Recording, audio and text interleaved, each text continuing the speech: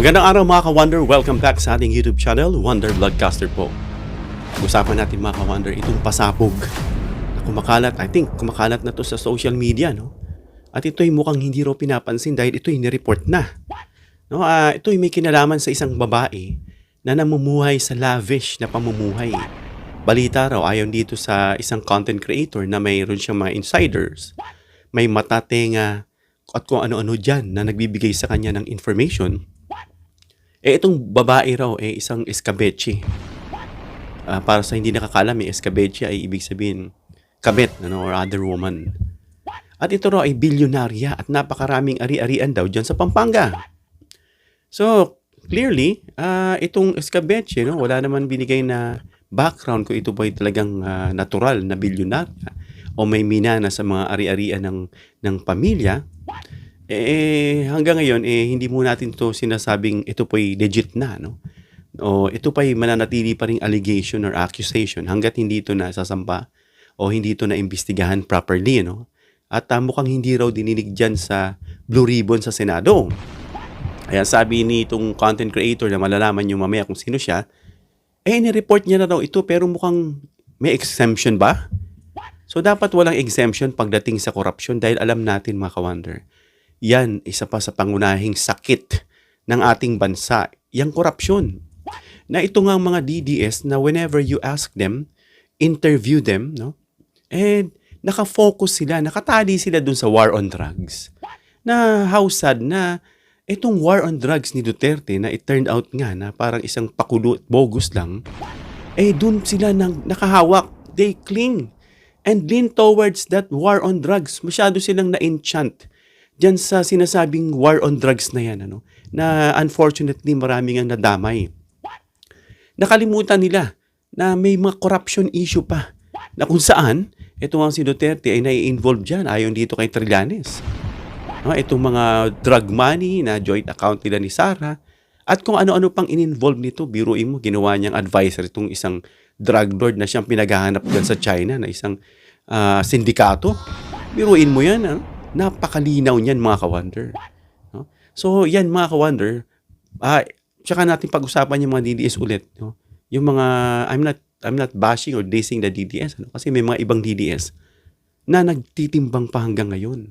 Inaalam pa rin nila. And some of them, na-enlighten na mga ka-Wonder. Natutuwa tayo ron. And some of them na nakikita natin based sa mga Kalye surveys, kulang na kulang lang talaga sila sa enlightenment. Kasi iba sinabi, boboto ko yun. Pero nung mga pinakita nitong isang content creator na may mga visual aid siya, nagbago, corrupt yan corrupt pala yan, wag na.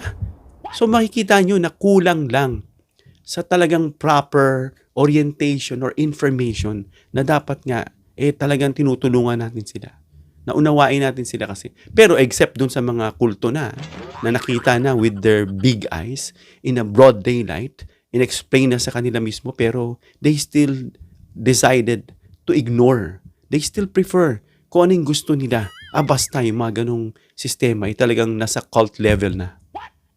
Well, sino ba itong binabanggit nitong content creator? Panoorin muna natin mga ka-Wonder yung kanya pong video para malaman natin mga ka-Wonder kung sino itong sinutukoy natin na isang content creator na nag-expose dito sa dating sekretary na siyang nasa hot seat ngayon at iniimbestigahan. May kinalaman dyan sa flood control. May question lang ako. Dapat masampahan ng kaso to May papanood ako sa inyong video na yung kabit niya ang nakinabang sa pera ng DPWH, sa pera ng taong bayan, na yung kabit niya ay isang bilyonarya na. Maraming ari-arian sa Pampanga. Sex, sagutin mo to. Hindi pwedeng hindi mo ito sasagutin. Ayan, makikita mo dyan na naka-aircon pa ang mga motor at kotse. Tantaray. Tapos, dyan mo na makikita yung Rimowa na maleta. Ayan yung mga Rimowa na maleta. Pakialam ko dyan kung may pera ba yan o wala. Pero bakit naka-aircon ang parking? Ayan yung pinost ko na picture lang. Ngayon, buong video na. Secretary Bonoan, baka naman. Kumusta naman ang yung escabeche sa Pampanga? Ayan o, naka-aircon ng parking ha. Ganda ng mga motor. Escabeche lang yan, hindi yan yung totoong jowa mo. At balita ko, buong barangay, pinasimentohan mo ang kalsada ng escabeche mo. Pakita natin kung sino yung escabeche mo. Gusto mo? Eto. Ni-report ko to, alam ko, binigay ko yung exact place, yung pangalan, yung resort, yung lugar. Bakit di siya lumabas? Ano yun? May exemption? Hindi pwede yun. Dapat panagutin lahat to. Panagutin lahat. Lahat kayo managot sa kasalanan ginawa niyo sa pagnanakaw. Diba? Diyan sa DPWH. Ayan, panoorin natin, naka-aircon ang garahe, ang ganda ng mga motor, ang ganda ng kotse, tapos maraming rimowang maleta sa gilid ng kotse. Hindi mo to bahay. Secretary, this is the bahay of your escabeche in Pampanga. At eto ang pag-aaring resort ng escabeche. Ang Natures by the Mountain Resort Incorporation sa Dampe, Florida Blanca. Ayan na yung lugar Florida Blanca. Ayan na yung lugar. Sinend ko na nga yung mapa. Ayan, ang linaw-linaw. Gusto nyo puntahan nyo? Puntahan natin. Hello? Ang tori naman ni former secretary. Head ng escabeche na bilyonarya. Tapos hindi man lang nalabas sa Blue Ribbon ha. Teka muna. Churut. So, hindi liligtas sa akin yan. Promise. Lalabas lahat. So yun mga ka-wonder, pinakita dito sa video na yung mga motor naka-aircon pa. I'm not sure about the brand, kung anong klaseng brand itong scooter na to. Na upon checking mga ka-wonder dito, may nakita nating mga brand na Fonz, Arthur Z, ano ba yan, Z scooter. Hindi natin alam kung anong klaseng motor yun, kasi hindi tayo masyadong familiar sa mga ibang mga motorcycle model. Well, anyway, mukhang luxury yung mga yun kasi pinapa-aircon pa. At meron pang mini car doon. At yung mga remowang maleta. Talagang napaka-hot icon nito, Itong mga maleta these days. Of course, alam naman natin na dyan nilalagay yung pera, protected sa pagkasira, sa pagkabasa, sa pagkawala dahil may lock yan. Pero anong ginagawa niyan doon sa loob? At to think na ito pong babae, although hindi naman ito verified pa, wala pang nakikitang isinampa sa korte. Hindi pa ito naimbestigahan properly. Pero inireport na raw yan ni Pebbles. At alam naman natin si Pebbles, isa sa mga credible witnesses kasi naimbestigahan nga siya dyan sa Senado. At siya ay nagpatotoo at sumumpa.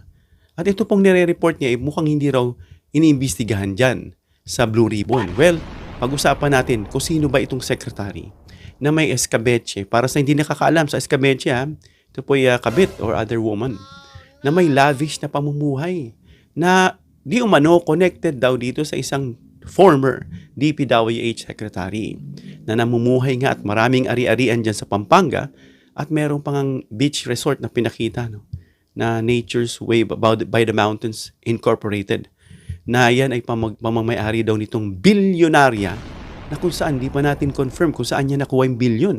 Yan daw ay kabit di umano nitong sekretary. Alam naman natin na itong sekretaryeng ito ay nasa ilalim ng lente at iniimbestigahan. Dahil sa kaugnayan niya dyan sa mga flood control, ghost project, substandard at yung mga project na hindi man lang naumpisahan dyan sa Bulacan. At walang iba tinutukoy dito mga ka-wonder, nitong si Pebbles ay itong si former DPWH head Manuel Bonoan ng DPWH or Department of Public Works and Highways. Na alam natin itong video na ito nagsisirculate pero wala pang ang widely confirmation or official report dito kasi nga hindi pa ito naiimbestigahan. In other words, mga ka-wonder, this is unverified accusations pa lang o allegations sa kanya. So once ito'y na-report at pinansin, doon natin mako-confirm. So itong si Bonoan na alam natin na siya ay nai-involved dito sa mga sinasabing scandal At napapanahon naman mga ka-wonder at ito nga ay may kinalaman daw sa kanya. Perfect timing kasi mga ka-wonder. Dito sa mga iniimbestigahan ngayon dyan sa Senado. So, giving the benefit of the doubt dito sa taong ito, no, na unless ito ay maimbestigahan at mapatunayan, kasi mga ka-wonder, pera natin ito eh. Hindi lang tayo nakafocus na, itong mga DDS kasi, upon interview, lagi sila nakafocus at minamagnify nila yung war on drugs ni Duterte na wala, sa lahat ba na nagawa, yun lang nakafocus sila. Na alam naman natin na there's something underneath that war on drugs na sinasabi nga ni Trillanes, na ito ay all along isang bogus. Palabas lang. Kumbaga it served only as a facade. But inside that facade, behind that, is yung mga karumal-dumal. No? At hindi lang yan dapat pinofocus nitong mga DDS. Salamat sa mga DDS na na-enlighten. Salamat sa inyo.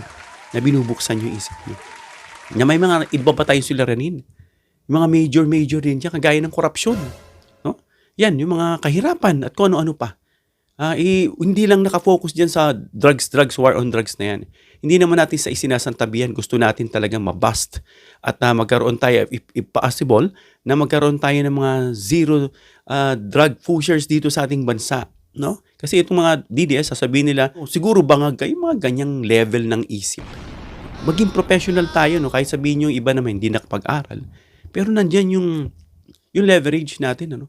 Na makapag-access tayo sa Google, sa social media, para malaman natin.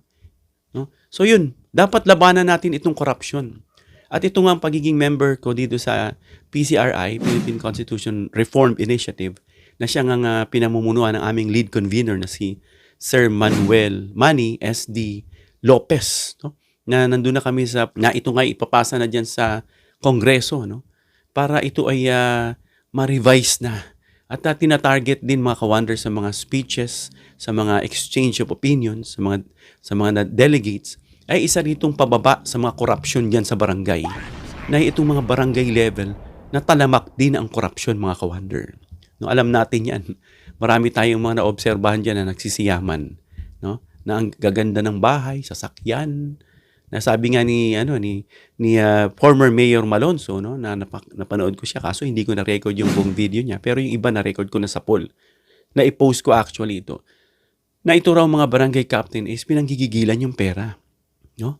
At nagkakaroon nga na pinagmumulan ng korupsyon. At sana pagdating ng investigasyon, pababa na sa barangay level, maayos din natin mga ka-wonder. Kasi sabi nga, hindi lahat ng malaki nakakapuwing. Maliit nakakapuwing din. Nakakaapekto yan mga ka-wonder. Kaya gamutin natin yung korupsyon dito sa ating bansa. So pag may nakikita tayong mga korupsyon na nagdududa tayo, report natin. Yung mga bagay na hindi na dapat natin pinalalagpas. Yung mga pandaraya, yung mga pagsisinungaling, pambubudol, dapat nire-report natin agad yan. At kayo naman pinagre-reportan, hindi dapat kayo mga kiss and tell, no? Na nireport, may mga ganyan, no? Nag-report itong kapitbahay, ang ingay-ingay kasi ng kapitbahay, na madaling araw nagsisigawan pa rin, nagiinuman, nagtatakbuhan. Ni-report, itong mga bugok na tanod, sabay sasabihin kung sino yung nag-report. Dapat hindi ganyan. Hindi po ganyan. Paano pa sino pa magre-report kung gagamitin nyo yan? No? So, at nakita nyo na nga na nag-iingay, na on the spot, nahuli nyo, tapos sasabihin nyo pa rin yung kung sino nag-report. Hindi dapat ganun. Ano? Sana pag may ganyan, tanggalin agad sa trabaho. So, gamutin natin. Umpisahan nga ng Pangulo sa malalaki. So, kung sumalaki na, pababa palaki. So, maging bahagi tayo niyan mga ka-wonder. Maging responsible tayo, maging matatenga tayo sa mga nakikita natin. At i-report natin yan agad mga ka-wonder. No? So, hanggat hindi pa na-verify, itong sinasabing babaeng Escabeche, itong former DPWH secretary, aantayin natin niya hanggang to'y ma-confirm at madinig dyan sa Blue Ribbon Committee. Hanggang dito lang tayo mga ka-wonder. Comment down below your opinion para mabasa natin. Please give me a thumbs up if you like this video para ma-share ni YouTube sa iba pang viewers. Please share this video para malaman nila na itong lavish na pamumuhay ng isang Escabeche na malamang, marahil, not sure na inakusa na galing nga doon. Ano? Pero hanggat hindi na-imbestigahan, mananatili itong katanungan na ito ba'y galing sa kabanyaman ng bansa. Please subscribe, hit the notification bell icon and choose all bilang suporta sa aming mga content creators. Hanggang sa muli mga ka-wonder, God bless.